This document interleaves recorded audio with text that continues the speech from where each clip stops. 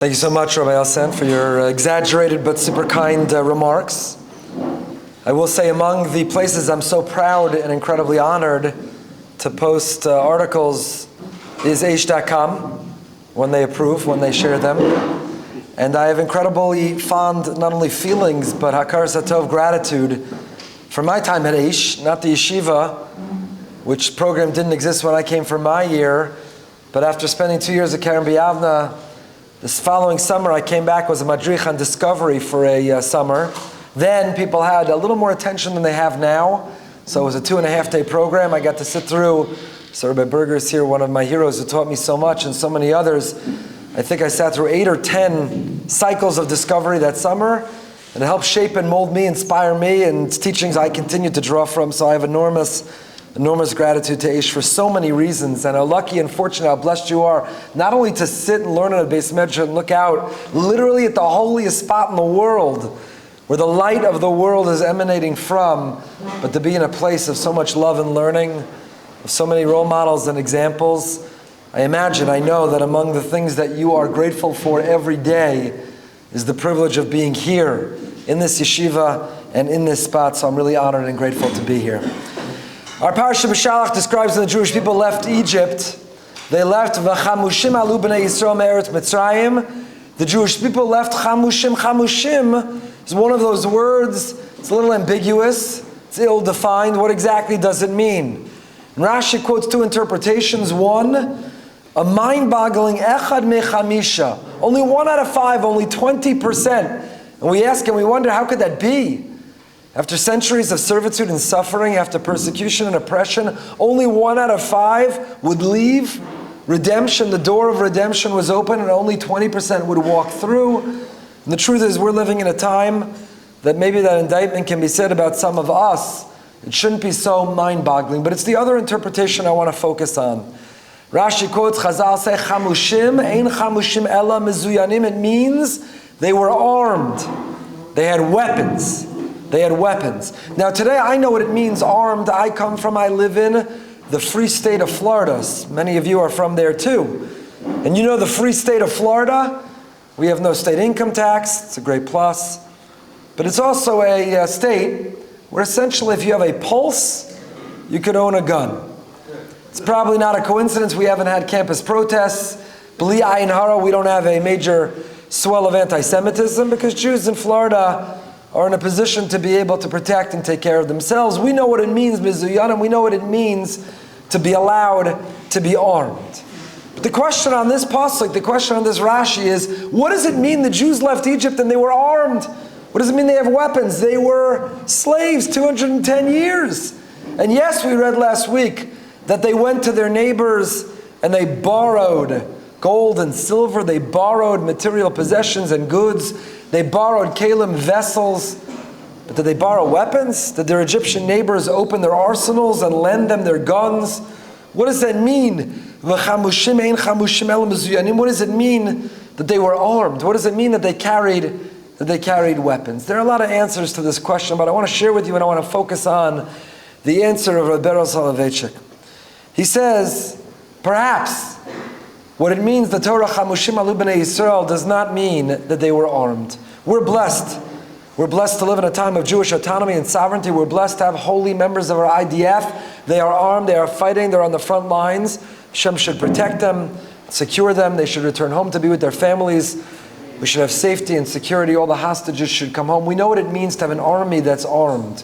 And that is one form of the weapons that we have. But says Rabbi Soloveitchik, there's another form of what it means to be armed. And a Jew everywhere in the world and at every time, to have that weapon, to be armed in that way, means something more than literally to carry it on your belt or to sling it over your arm. What it means to be armed, what it means for a Jew to have a weapon, is elsewhere in another pasuk in our parsha. Torah tells us that when the Jews left Egypt, Vayikach Moshe es atzmos Yosef imo, ki ashpeh ashbias b'nei Yisrael, leimor pakod yivkod elokim eschem, va'alisem es atzmosai mizeh itchem. Moshe made good on a promise. Yosef had made his descendants promise, his progeny promise, that when you leave this place, don't leave me behind. Take me with you. Bury me in our homeland. Bring me to where we are going.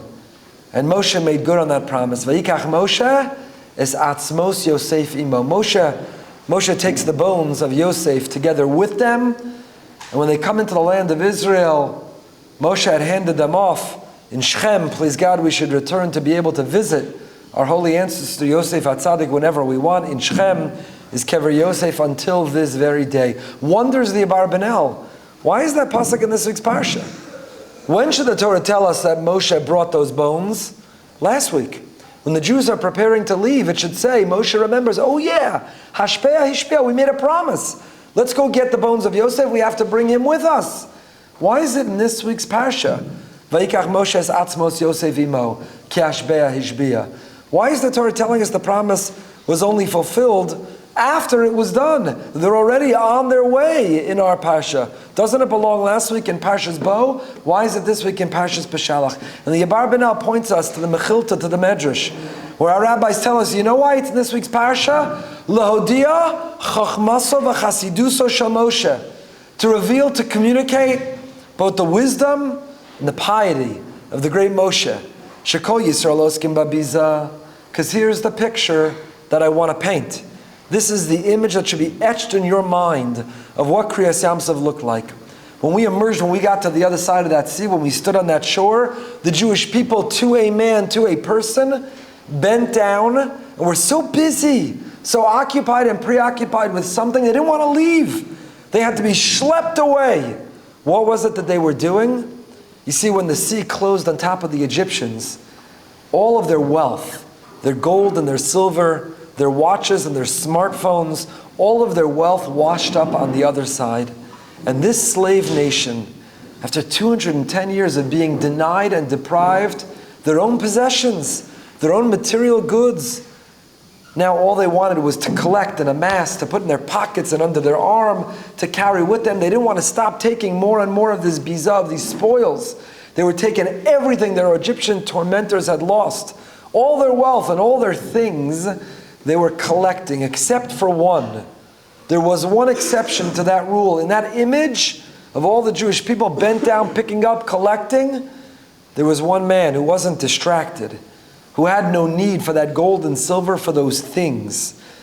Says the Medrash, Kol Yisrael oskim babiza u'Moshe osek b'mitzvahs atzmos Yosef shenemar chacham leiv yikach mitzvos. The exception was Moshe. They were taking things and Moshe was taking Yosef. He was taking Yosef to fulfill the pasuk, Chacham Leiv, someone wise in the heart, collects not things, collects mitzvos, collects eternity, collects immortality, collects that which will last forever. There's nothing wrong with having nice things. Nothing wrong with enjoying nice things. Nothing wrong with earning nice things. Have them. Enjoy them. Hashem wants us to.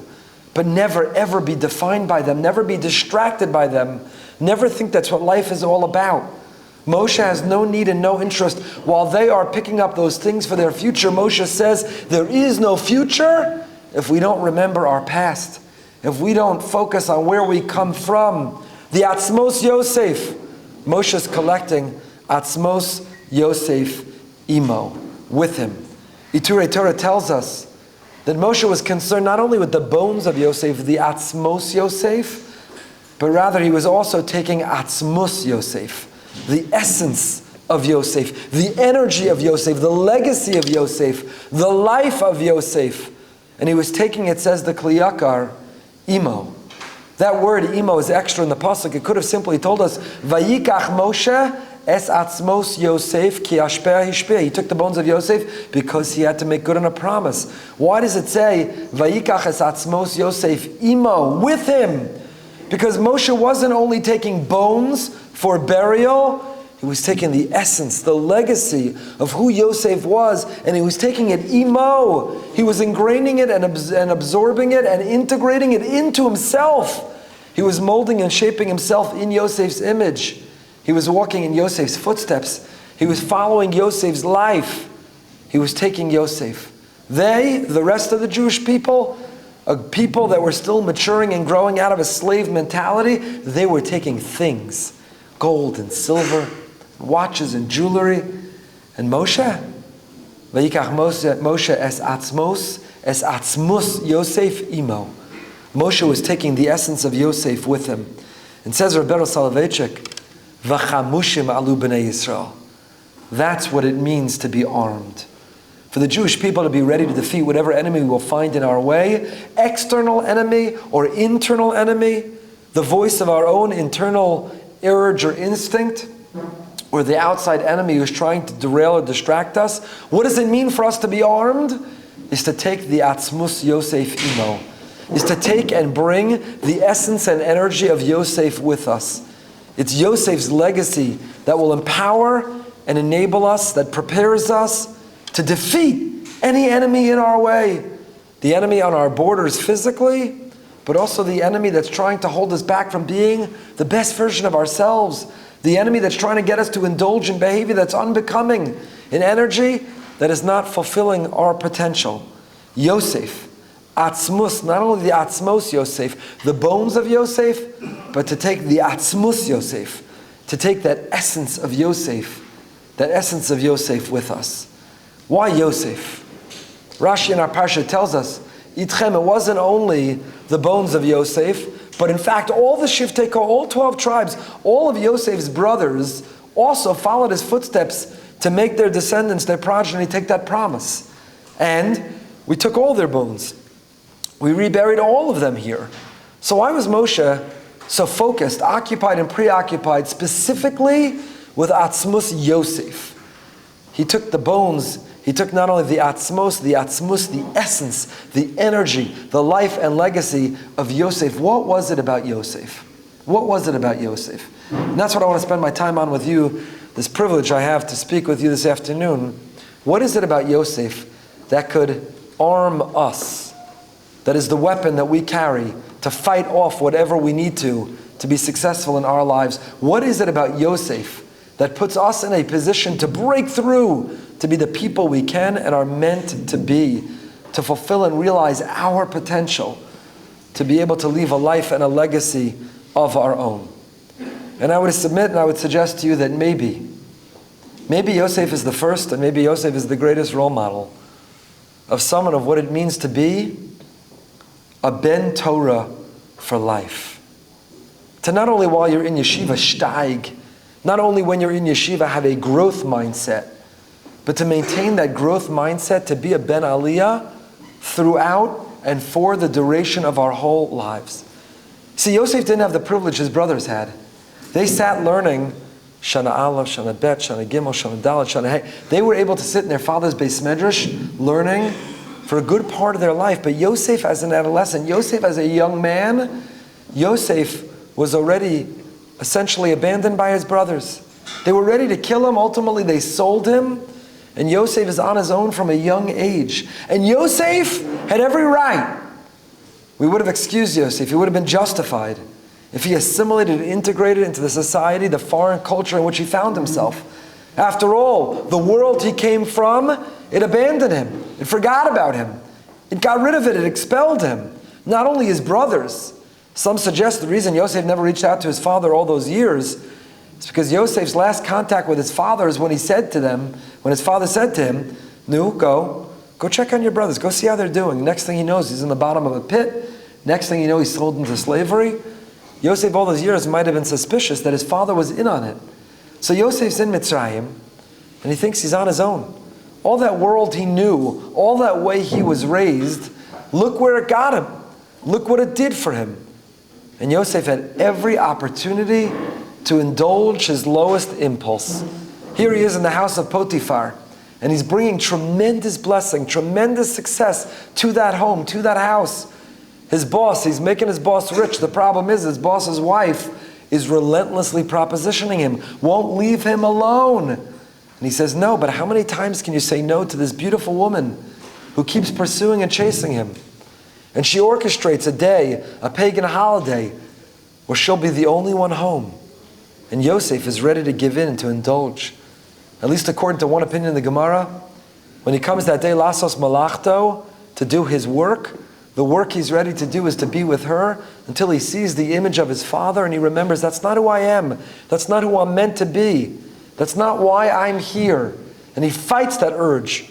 But it leaves him falsely accused till he's in prison. And maybe now he should walk away and give up. Look what all this clinging to righteousness has done for him. Look what clinging to his father's legacy has left him.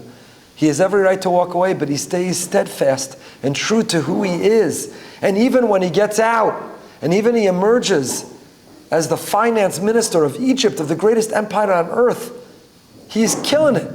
He's the biggest hedge fund guy. He's got the most wealth. He is controlling the world economy. And yet, he doesn't abandon who he's meant to be, who he is. He never compromises himself. He never becomes corrupt. He stays true. He is a Ben Torah for life. That's the legacy of Yosef, and that's the Atzmus Yosef Imo. That's the essence of Yosef that we are meant to, that we are to carry in ourselves. That is the weapon that we have. That is the way we arm ourselves. Wherever we go, and whatever circumstance we find ourselves in, and whatever stage of life and whatever chapter of our story, we are armed to fight, to persevere, to triumph, to emerge like Yosef. When we're uncompromising, when we will not allow ourselves to become corrupt, when we stay true to Torah, to be a Ben Torah for life. Because Yosef was never just someone who was learning Torah. Yosef became a Ben Torah. It molded and shaped his entire perspective, his personality, his approach. It carried him, it protected him. He was armed with Torah wherever he went. So I want to share, to me, some of those energies, some of that essence of what it meant to be Yosef, of who Yosef was, of who Yosef is in the Atzmus Yosef that we carry within ourselves. First thing about Yosef is that Yosef, from a young age, was a dreamer. He had big dreams. He had she'ifos, aims, and goals. He didn't just want to get to the end of the day. He didn't just mail it in. He didn't just let momentum carry him. From a young age, Yosef had big dreams, a big vision for why he was here, and what was his mission, and what he was meant to do, and what he was meant to contribute to this world. And even though those dreams early on got him in trouble, make no mistake, every one of those dreams came true. Yosef was a dreamer. He had kisufin, he had yearnings, he had aspirations, he had ambitions. What are your ambitions? What are your aspirations? Right now, hopefully, learn the sugya and know the Gemara. Wake up on time and make it to Chavrusa without bittul. There are local and very present and real ambitions we have while we're in Yeshiva. But the ambition in Yeshiva should be setting us up for life. What are our dreams? What's our vision for ourselves? Who do we want to marry? What kind of home do we want to have? What do we want our Shabbos table to look like? Because the work we're doing on ourselves right now, not only to know every blot Gemara, but the work we're doing to mold and shape and fashion ourselves to be B'nai Torah, B'nai Aliyah for life. Not just in this chapter, not just in this stage. What will happen when we move on, when we graduate? The four walls of the yeshiva formally. And now we find ourselves in a boardroom or an operating room or a courtroom. Now we find ourselves in school, in life. Are we still going to be like Yosef, uncompromising? Will we be armed with Torah to defeat whatever enemy will come our way? Will we become corrupt if we become the viceroy, the finance minister, if we're killing it in the hedge fund, if we're controlling our economy, the economy? Are we working now to set ourselves up for life? Like Yosef, the Atzmus Yosef, are we carrying inside us the greatest weapon, that Torah, that arms us? Do we have big dreams and big goals? Are we measuring our success as we're marching towards them? What do we want our life to look like? How do we want to be thought of? What is our brand? What will be our legacy that will leave the world? Yosef was a dreamer, and every one of us can have big dreams and pursue and fulfill those dreams and expand them and dream on and dream more. One of Yosef's dreams was to be pure, a life of Kedusha. In our parsha in Beshalach, the sea splits and the Jewish people miraculously marched through it. But the sea, our rabbis tell us, didn't want to split. When Hashem looked down and he said, my people are stuck between you and the Egyptians, and he tells the sea to split, the sea looks at Hashem and he says, that's not the way you created me. That's not my nature. The Bria, in the natural order, in the natural world, water molecules, they flow to the lowest point, they stick together, they're combined and they're one. So says the sea to God, why would I split? That goes against my nature. And the Medrash tells us that Hashem looks at that sea and says, you know why you should split? It's in the merit, B'zchus Arono Shel Yosef. It's the merit that the bones of Yosef were marching and walking through Nikr Hayam. That's why the sea split. Because after all, when the sea splits, the pasuk says, Vayar Hayam Vayanas. And when it comes to Yosef, and the wife of Potiphar was relentlessly pursuing him and propositioning him, it says Vayanas Hachutza, that same word, Vayanas. Vayar Vayanas, Vayanas Hachutza. To run, to flee, to split. So what is it? It's just a cute play on words? It's just cute, the same word is used, so it's in the merit of Yosef that the sea split. Says the Maharal, no, it's something so much deeper. So much deeper. The sea said, naturally in the Bria, the Teva, my nature is for water to be together. It doesn't split. Why should I split? Hashem said, you know why you should split? Go against your nature? You see those bones? You see that man? When he was younger, he had the vigor of a young man. And a beautiful woman was pursuing. And if he would have indulged, he would have said, what can I give in? I'm just giving in to my nature. Young or old, a healthy man has a certain nature. A certain nature. But Yosef demonstrated the capacity to go against his nature, to supersede his nature, to transcend his nature, to be sovereign over his nature. Says Hashem to the sea, if that man could control and go against his nature, so can you. Sea saw it, and the sea split just like Yosef. We, wherever we go in life, if we're armed with Torah, if we're uncompromising, if we refuse to become corrupt, we don't have to give in to our nature. Some naturally are envious and jealous, and some naturally get angry and filled with rage, and others naturally are arrogant and have a big ego, and others naturally have anxiety. But we have the ability to transcend our nature like Yosef, to live a life of Kedusha and Tahara. We find ourselves in the days of Shovavim. Shuva Banav Shovim, the Arizal said, the Shovavim, an acronym, Shmos Va'ira Bo B'Shalach Yisro Mishpatim, these parshios, it's a time to work on overcoming our nature. To be Shomer Habris, to protect and preserve the holiness, the sanctity, the purity inside ourselves. Naturally, we want to stay up. I saw the sign outside. I want to just be on my device. I want to look at things I shouldn't be looking at. I want to act out in ways I shouldn't act out. It's just my nature. Hashem, what can I do? It's the way you designed me. But we don't have to give in and indulge that nature. Yosef, the Atzmus Yosef Imo, the essence of Yosef inside each and every one of us, allows us to dream bigger and better for ourselves. To live not for happiness, but to live for holiness. And to achieve that holiness. The Pri Tzadik, Rav Tzadok HaKohen, says that the core weeks of Shovim are the ones we're in now. Shmos and Va'era were just in Gullus. Shmos and Va'era were still suffering in servitude. But come Bo B'Shalach Yisro Mishpatim, we're tasting freedom. We're tasting redemption. The Or HaGanos, that light, is illuminating our path towards our best selves. Like Yosef, we have the capacity to transcend and supersede over our nature, to be our best selves. If we embrace the Atzmus Yosef, if we take the essence and energy of Yosef Imo in us, then wherever we go, whenever, not only in our years in Yeshiva, but our years in Yeshiva are preparing us to live lives where we strive not for happiness, but for holiness. To live lives where we're not defined by our nature, but we define the supernatural in us to become our best selves. Yosef was an Ish Emunah. Rashi, Chazal say, Shem Shamayim Shagor Befiv. Yosef was always talking about Hashem. Hashem was on his lips. Wherever he was, in a business meeting, in a merger, in a deal, in a negotiation, not only in Yeshiva. Yosef's in Mitzrayim. He doesn't have the luxury of sitting in Yeshiva. And yet, Shem Shamayim Shagor Befiv, when he's plucked out of prison and he's given the chance, this is his out. Every one of us, when Paro said, I heard you're pretty good at dream interpreting, every one of us would have said, not bad, pretty good, decent record. What does Yosef say? No. Biladai, it's not me. Elokim yaneh shlom Paro. It's God. With all of Yosef's success, it never goes to his head. He is never confused, not for one moment, to think the success is his. All along, he attributes it to the Almighty, to the Ribono Shel Olam. Biladai, it's not me. It's Elokim Yanesh Shalom Paro. The Atzmas Yosef in us knows.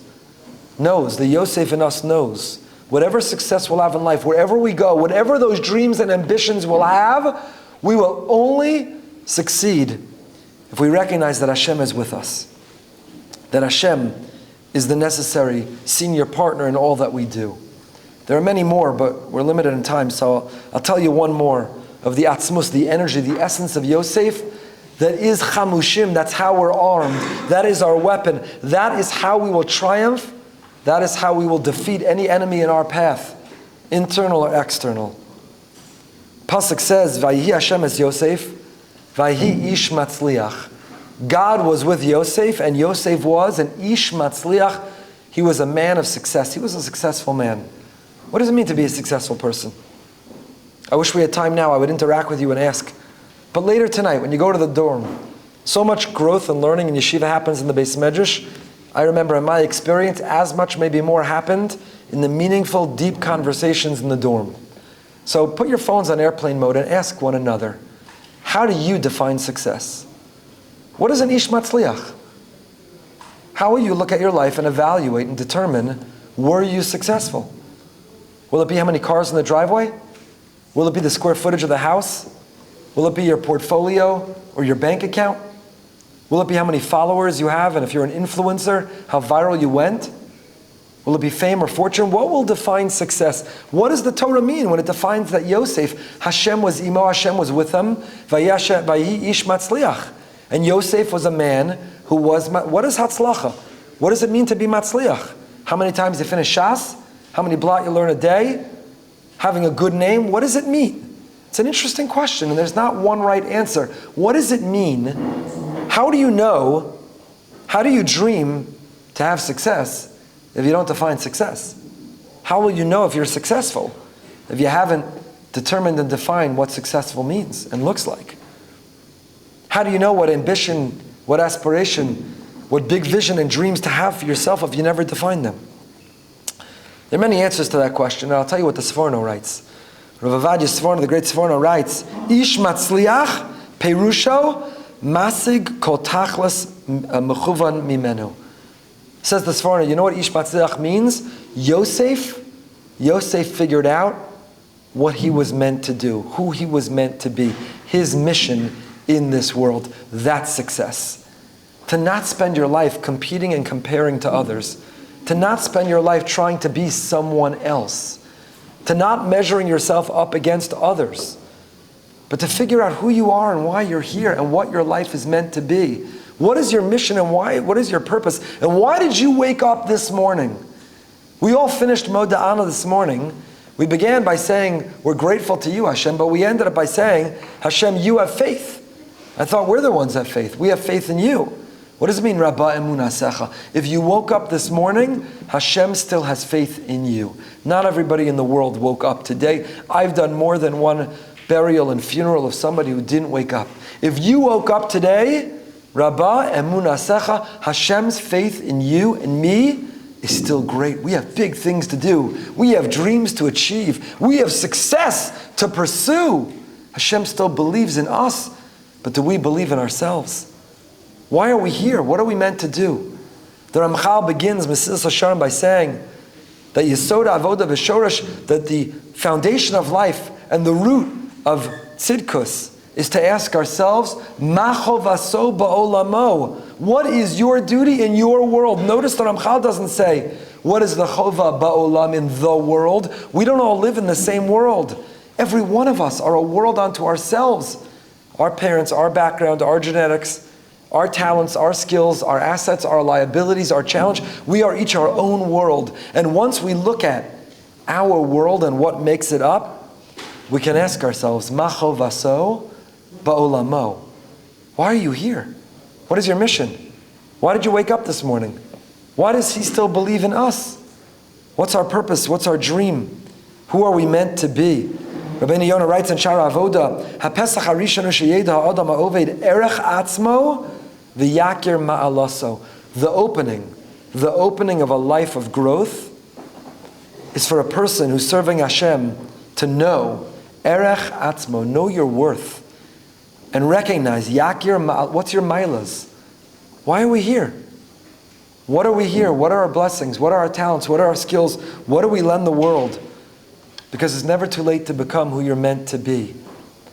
That's our dream. That's our ambition. That's our definition of success. To be an ish matzliach is to figure out who I am. What makes me tick? What is my uniqueness? Why am I here? What contribution am I meant to make the world? Gemara in Tainis Lamed Aleph tells us, Asar HaKadosh Baruch Hu lasos machol tzadikim. Hashem is going to make a circle of tzadikim, and kol echad ve'echad, each one is going to mareh be'etzbo, is going to point with their finger, and they're going to say, Shenamar v'amar bayom ahu einei Elokeinu zeh. What's the message? We're going to stand in a circle. We're going to point. What's going on? Says the great Rabbi Leibel Eger. You know what it means? A circle is equidistant from its center. As long as everyone's pointing to the middle, Hinei Elokeinu zeh, wherever you are in that circle, your uniqueness, whatever your hashkafa, whatever your way of serving Hashem, whatever your talents and skills, wherever you find yourself in life, but if you're pointing and saying Hinei Elokeinu zeh, we're all equal on that circle. We're all dancing that dance with the Ribono Shalom, with Hashem. But we have to know who we are. If we want to be an ish matzliach, if you want to succeed in life, you have to know who you are. V'chamushim alu b'nei Yisrael me'eretz Mitzrayim.